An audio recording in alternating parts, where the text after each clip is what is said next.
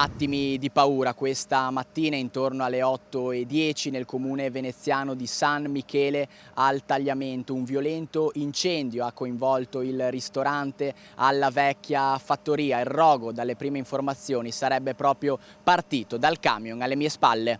Tutto sarebbe iniziato da un camion in transito lungo via Malamocco. L'autista, dopo aver visto del fumo uscire dal motore, ha accostato bruscamente. Nel giro di pochi istanti le fiamme hanno avvolto il mezzo e si sono propagate rapidamente fino a raggiungere l'edificio accanto. Attimi di apprensione anche perché al piano superiore del ristorante vivono i proprietari, che sono riusciti a mettersi in salvo appena in tempo. Stavo dormendo. Praticamente il camion dietro a casa mia è scoppiato e ha preso fuoco tutto il tetto del locale. Sì, è stata un'esperienza un po' particolare, però dai, nessuno si è fatto male, quindi bene. Sono cose che vedi sempre in televisione lontane da noi e quando ti capitano a te non è un'esperienza facile, diciamo, dai.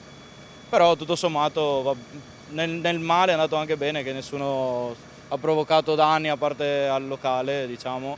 Però dai, tanta paura e basta alla fine.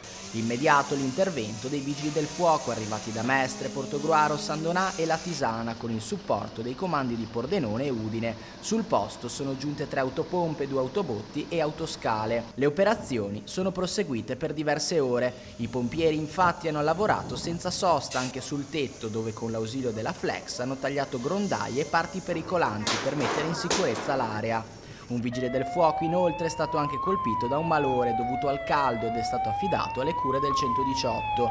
Presenti anche i carabinieri per ricostruire con precisione l'accaduto. Sul posto restano ancora visibili le tracce del rogo, una struttura danneggiata e una comunità scossa, ma per fortuna nessuna vittima.